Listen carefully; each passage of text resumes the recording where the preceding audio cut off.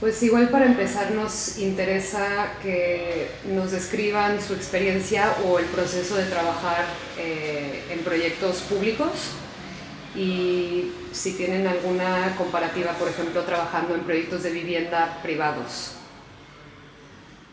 Vale, no tenemos experiencia con proyectos privados, pero o sea, con proyectos públicos la verdad es que nos gusta trabajar con administraciones que entienden la vivienda, la producción de viviendas desde la ejemplaridad, es decir, entender que no es solamente dar respuesta a la problemática de una serie de usuarios que van a utilizar las viviendas, sino que se puede utilizar esa promoción como un campo de dar pasos adelante, de saber cómo tiene que evolucionar la vivienda y saber responder a los retos que nos tocan responder en este siglo XX. Con lo cual, a promotores como el IMSOL, para nosotros es muy importante porque asumen los riesgos que sirven para liderar cómo tiene que evolucionar la vivienda.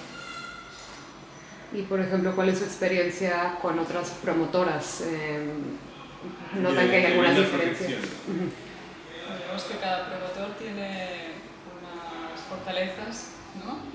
Y la verdad es que son muy distintos. Es distinto trabajar con el IMSOL, que a lo mejor no tiene programas socialmente tan complejos como, por ejemplo, el IMAP, que hay un programa que en Barcelona o en Cataluña ha hecho viviendas dotacionales y por tanto tienen viviendas para jóvenes, viviendas para gente mayor, por tanto tienen unos perfiles más diversificados, aparecen espacios comunes. El IMSOL creo que ahora empieza a plantearse, ¿no?, las viviendas en ese sentido como iniciado eran más convencionales, pero sí a nivel, por ejemplo, de sostenibilidad, pues ha hecho una apuesta muy fuerte, ¿no? Que quizá el patronal pues, ha ido como más lentamente, ¿no? No sé si tiene sentido hablar de promotores. En Mallorca trabajamos con otros promotores, Bilbavi, que están muy concienciados con la problemática del ciclo de vida de los materiales, entonces sí que trabaja con materiales muy sostenibles y de proximidad, pero en cambio intentan hacer zonas comunes, ¿no? Entonces cada uno tiene como sus fortalezas y la verdad es que en principio son los que nosotros intentamos trabajar con ellos porque nos ayudan a dar pasos adelante y hacen edificios que son ejemplares que ayudan a motivar el cambio hacia donde tenemos que evolucionar la vivienda. Y, por ejemplo, ¿han tenido experiencia trabajando fuera de Cataluña o de la región?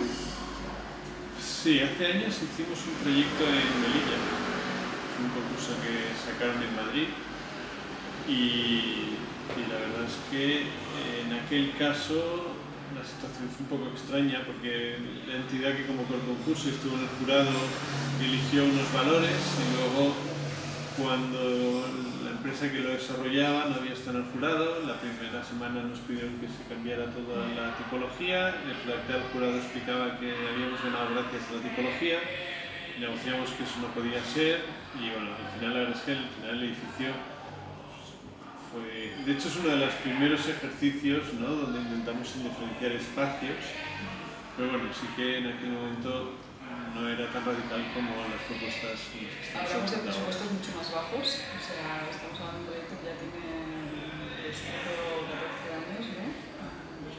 2010 y ninguna sensibilidad hacia la sostenibilidad en aquel momento, ¿no? O sea, que han cambiado mucho. Digamos que antes y después de la crisis hay un gran cambio, al menos en Cataluña. En el resto de España a lo mejor no es tan diferencial. Pero cuando el Sol, cuando vuelven, ¿no?, a hacer proyectos después de haber estado largo tiempo sin hacer, se nota mucho en que hay una nueva pregunta, o empiezan a plantearse nuevas preguntas, hay unos discursos también un poco. Para ustedes también ha cambiado ese discurso, me imagino, de lo que ustedes ponen como... Sí, lo que pasa es que en realidad ha cambiado más que... Es decir, el gran cambio es que se ha roto una inercia. Es decir, hasta entonces, antes de la crisis, no se aceptaba el cambio porque lo que había ya funcionaba. Nosotros, con propuestas similares a este proyecto de Cornellá, antes perdíamos los concursos y después de la crisis ganamos este proyecto porque el IMSOL tuvo la fuerza y la la valentía de entender que podría llegar a funcionar un proyecto con habitaciones indiferenciadas, todas iguales, y para eso hay que ser valiente y tienes que tener claro que a lo mejor lo que tienes no es lo mejor, ¿no? Entonces esta necesidad o esta voluntad de probar cosas nuevas es lo que de alguna manera diferencia la crisis, ¿no? O sea, tú como arquitecto siempre intentas proponer cosas diferentes, pero sobre todo lo que es interesante en un momento que en el otro lado hay alguien que está más dispuesto a escucharlo, ¿no? A nivel de presupuesto también la sostenibilidad implica tener más presupuesto, ¿no? Y eso pues también la administración ha ido entendiéndolo poco a poco y también es un proceso, ¿no? Y en ese sentido el Gavi fue una apuesta que me explicaba él antes por los materiales, por la circularidad, eso es un hándicap para mí. José, ahorita mencionabas que hay que tener a alguien del otro lado que sea receptivo a todas esas innovaciones. En una conversación previa que antes tuvimos con Josep hace ya unos meses, hablaba sobre qué tanta innovación puedes hacer y que los usuarios sean receptivos. Ustedes, su experiencia de proponer y que lo reciban bien los usuarios, ¿cómo lo han visto? O sea, ¿qué tanto van más allá de lo que se espera de una vivienda? A ver, sí que siempre hay este diálogo con el promotor y entender cuáles son los límites del momento.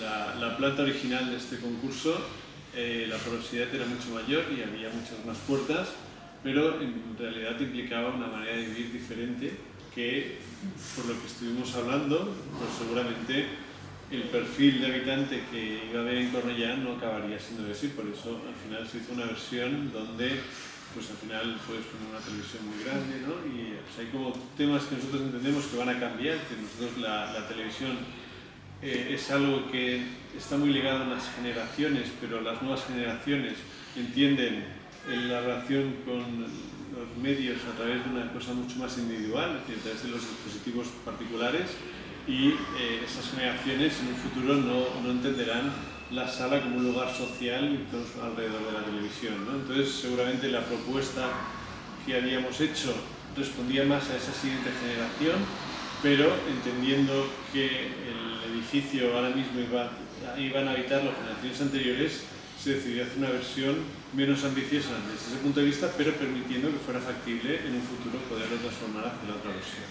Entendemos también que esa condición del cambio de cómo nos relacionamos con la tecnología también puede afectar al concepto de intimidad, ¿no? Porque antes iba muy asociada seguramente a la habitación, vinculada al concepto de mi espacio, y ahora seguramente tiene mucho más que ver con nuestro espacio físico, ¿no? La intimidad es más líquida, tiene que ver más con, ¿no? Con que no me veas el móvil, no tanto que en ese sentido quizá el espacio puede ser más poroso, porque pensamos la intimidad a tanta escala, ¿no? La intimidad está más desvinculada de lo físico, ¿no? Entonces esperamos que realmente se pueda evolucionar hacia unas viviendas realmente más porosas, ¿no? Que permitan caminar más. También la pandemia nos enseña muchas cosas, que hay espacios exteriores y que la casa nos permita caminar, algo que siempre nos ha obsesionado, que hemos buscado de todas las tipologías desde que empezamos y que ahora es más que evidente que es muy necesario. Y de un inicio, como se proyectó, más bien el proyecto del concurso y a lo que se construyó, ¿cuáles fueron algunos cambios principales que...? Básicamente el atrio. En el concurso apostamos por un atrio, o sea, se construyó una estructura de madera como estaba en el concurso, pero el atrio, que llegó hasta bastante avanzado, ¿no? Hasta el ejecutivo, hasta el proceso ejecutivo llegó, incluso fuimos capaces de encajarlo en precio, pero hubo un momento en que igual que modelamos energéticamente los edificios, lo modelamos también acústicamente, y este patio de 15 por 25 tiene una proporción de pabellón de deporte casi. La reverberación era casi de 4 segundos, y entonces o sea, el límite asumible, ¿no? Estaba en 1,5 segundos, y yo sí que tenía un sobrecoste de colocar elementos de absorción acústica. Entonces en realidad entendimos que una tipología arriesgada que buscaba, ¿no? Que daban salas hacia este espacio, pues a lo mejor lo hubiéramos puesto en crisis el que en un futuro podrían hacerse más atrios, ¿no? Hemos puesto en peligro la convivencia de este lugar. No podíamos... En ese sentido, siempre hay esta frase fantástica que todos apostamos por ella de que el error es bueno, pero cuidado, si nos hubiéramos equivocado aquí, a lo mejor no hubiéramos estado construyendo el atrio que estamos construyendo en este caso para el IMAP, ¿no? Porque las administraciones también hablan todas entre ellas, también conocen todo lo que se está haciendo. Y un error pues puede ser... Sí, nosotros sí que en esta idea de la innovación, uno de los frenos es el no tener la certeza. Si no tenemos la certeza de que va a funcionar, preferimos porque sí que entendemos que cuando intentas innovar una estructura de madera, en este caso uno de los grandes temas era el tema acústico, ¿no? Que daba mucho respeto. Si no llegas a una solución que estés seguro que va a funcionar, al final estás haciendo un flaco favor a alguien que está decidiendo hacer una apuesta arriesgada, ¿no? Entonces sí que en este límite que preguntabas de la innovación está el tener la certeza de que no vas a fallar. Para nosotros la innovación tiene que ir ligada a una certeza de no fallar. O sea, no está permitido el fallo porque al final va mucho más allá de tu proyecto. Es decir, pones en riesgo toda una innovación. Investigación colectiva, ¿no? De alguna manera, porque no sé, todos estamos observando todo, ¿no? Estamos conectados. Sí. Y hablan de esta importancia de la sustentabilidad y también cómo la pandemia ha cambiado un poco lo que ustedes quieren proyectar. Ahora en Londres se está teniendo muchas conversaciones de hacer más pequeños los pisos por un tema sostenible. Ustedes en sus proyectos ven que para allá va un poco el diseño, también construir menor para tener menor huella. Bueno, hay un pequeño... El primer problema que tenemos es que medimos mal la sostenibilidad, porque normalmente la estamos midiendo por metro cuadrado, no tenemos en cuenta cuántos metros cuadrados destinamos por persona. Kilos de CO2 por metro cuadrado, ¿no? En cambio, debe ser por persona. Entonces esto ya hace que los parámetros que estamos utilizando son totalmente erróneos y podemos creer que estamos haciendo una cosa sostenible cuando en realidad no lo es para nada. Es decir, y entonces en la respuesta a tu pregunta, ¿no? O sea, nosotros realmente la estrategia que creemos que resuelve mejor esta problemática es la de alargar la casa compartiendo espacios, es decir, compartiendo dentro de la casa pero compartiendo en la comunidad. Es decir, compartiendo distintas escalas del edificio. Entonces, vale, tienes quizá menos metros privativos pero compartes, ¿no? A otra escala, que además cualquier modelo que sea sostenible ambientalmente también debería serlo socialmente. Para que eso pase debe fomentar las relaciones humanas, ¿no? Entonces, qué mejor que compartir espacios, pero de una manera porque siempre compartir es una oportunidad, pero también un riesgo de conflicto. Hay que saber colocar muy estratégicamente esos espacios compartidos y ese límite entre lo privado y proyectar ese límite entre lo privado y lo comunitario, ¿no? Así que para nosotros la evolución sería hacia compartir espacios.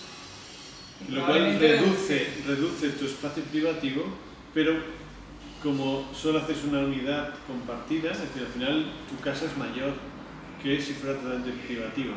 Lo único que hay lugares de tu casa que son compartidos. O sea, al final la idea es tener una casa más grande, pero con un espacio privativo menor. Lo que hacen muchas cooperativas. Pero las cooperativas para mí son algo como ambiguas porque por un lado se supone que esto que antes preguntabais sobre cómo recibe el usuario, ¿no? Se supone que si ha habido codiseño, si ha habido un proceso participativo, hay una apuesta, pero también hay que decir que si nosotros hubiéramos hecho a priori esta planta, seguramente mucha gente de entrada nos hubiera dicho que no.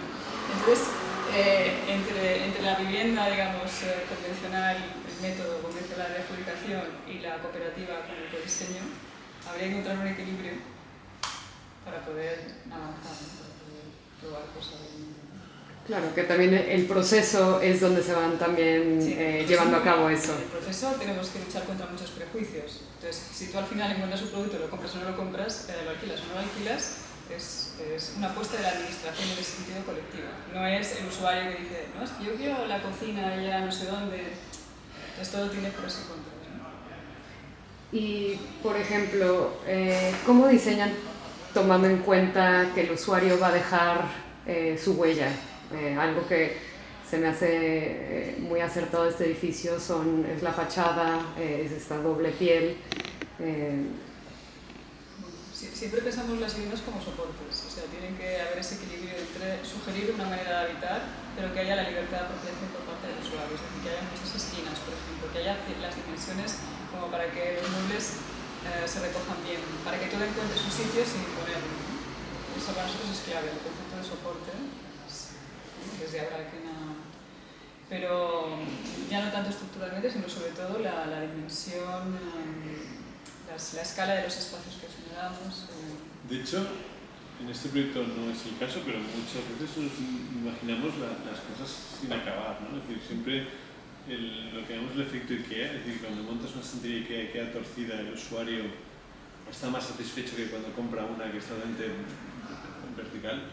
Creemos que si dejamos la cocina sin todos los muebles y el usuario se va poniendo sus muebles, lo hace más suyo y le gusta más y está más orgulloso y lo cuida mejor, ¿no? Entonces, sí que una de las líneas que entendemos que puede ayudar mucho en esto es no acabar de terminarlo todo, pero bueno, sí que eso es conflictivo en la vida social, hay gente que luego no tiene recursos para acabarlo por su cuenta, entonces al final depende de la administración, la situación, pues es un equilibrio en cada caso.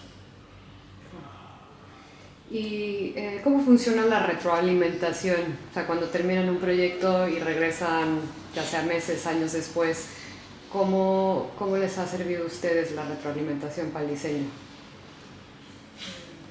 Intentamos hacer siempre un seguimiento de todos los sitios que hacemos, volvemos al cabo de los meses, al cabo de las semanas, al principio hay una postventa, una post, ¿no? Que es muy constante, muy activa. Pero después pasamos que como mínimo pase un año y vemos que pasen las 4 estaciones, como mínimo que pasa el invierno, que pasa el verano. Y nos gusta volver a los edificios. En el caso de Glorias, por ejemplo, pues conseguimos recursos para filmar un documental porque queríamos entender cómo se trataba de viviendas para gente mayor, queríamos hacer un tipo de documento que hiciera pensar tanto a la gente que vivía allí como a la administración sobre cómo era este tipo de edificios que tienen grandes valores, pero cómo se podría mejorar porque seguimos detectando soledad, por ejemplo, que es la otra pandemia invisibilizada en el interior doméstico, ¿no? Entonces era ir observando cómo se utilizan las zonas comunes, qué pasa si no las activan los equipos que tienen, hay pequeños equipos de gente que están atendiendo o dinamizando esa comunidad, ¿no? ¿Qué pasa cuando no están? Entonces, intentamos hacer reflexionar si la tipología tiene que ser esto, viviendas de 40 metros para personas que mayoritariamente viven solas, o si podría haber más cohabitación para combatir, por ejemplo, la soledad. Entonces, hacemos este tipo de retornos documentados en la medida que podemos para poder contrastar y para hacer pensar tanto a nosotros como a la administración. Así que nos pasa, tiene algo positivo, que es que tampoco es que el edificio acaba funcionando como te has imaginado, pero la eficacia de cada decisión seguramente es donde lo que acabas de calibrar, ¿no? Te das cuenta cómo hay decisiones que creías que tienen la misma importancia, pero una es más importante que la otra, y te ayudan un poco a tomar ciertas conclusiones para el siguiente proyecto. Esto nos ayuda mucho. Como a medir, ¿no? De alguna manera a poder cuantificar o también de los errores, de todas las opiniones, tanto de las positivas como de las negativas, que siempre hay las dos direcciones, ¿no? Hablaban de estos cambios de generaciones, que quizás el televisor ya no es tan importante y vemos todo en el móvil o en el iPad.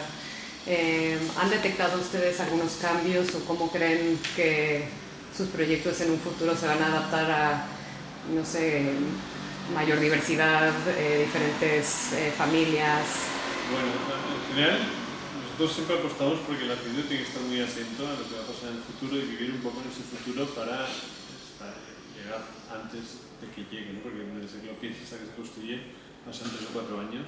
Por ejemplo, ahora cuando hacemos parkings, siempre buscamos que sea una sola planta, que tenga ventilación natural, porque creemos que el coche en 15-20 años no tendrá sentido que se aparque debajo de la casa, porque habrá nuevas maneras de movilidad, pero además el coche autónomo dará vueltas por la ciudad y no aparcará debajo. Entonces estamos creando unos espacios que el edificio va a durar como mínimo 100 años y de momento solamente le demos una perspectiva de 10-15 años. Entonces sí que buscamos darle esa resiliencia a los espacios y que puedan transformarse en lugares productivos en un futuro a través de esta ventilación y iluminación natural.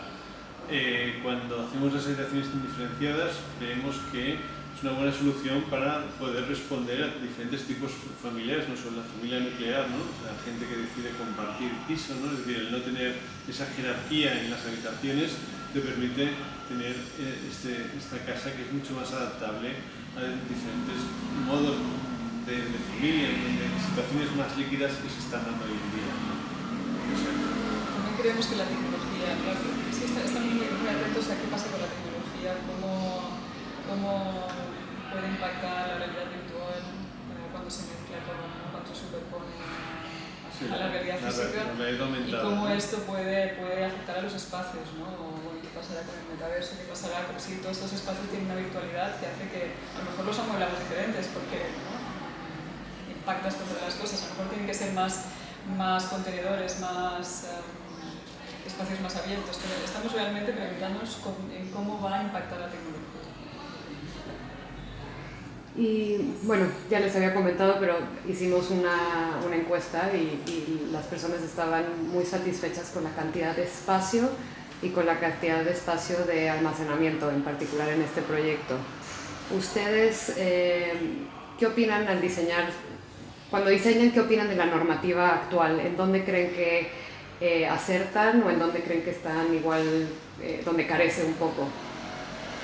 Bueno, o sea, digamos que la normativa actual está pensada sobre todo para evitar que lo hagas mal, pero no favorecer que lo hagas mejor, lo cual es un poco limitante. O sea, entiende la vivienda como una cosa continua, es decir, no puedes tener una vivienda dispersa, es decir, solamente el trastero se entiende como una parte, pero no sé si creo que no es un anexo a la vivienda, pero y creo que le faltan muchos mecanismos que podrían multiplicar la manera de habitar, ¿no?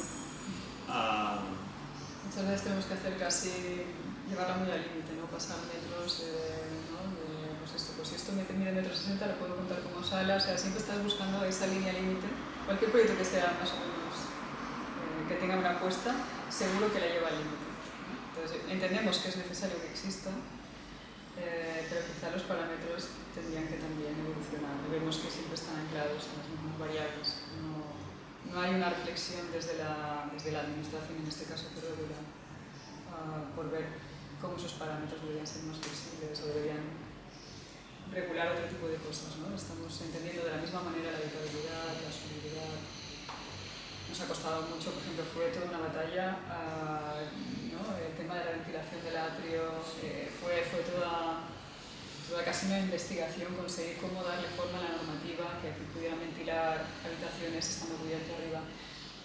Requiere mucho trabajo. Realmente si quieres hacer este proyecto tienes que saber que tienes que dedicar mucho tiempo, ¿no?, a debatir en este caso con la administración, ¿no? ¿Cuánto tiempo fue desde el concurso hasta que se terminó? El concurso fue 2017 y acabó en 2019.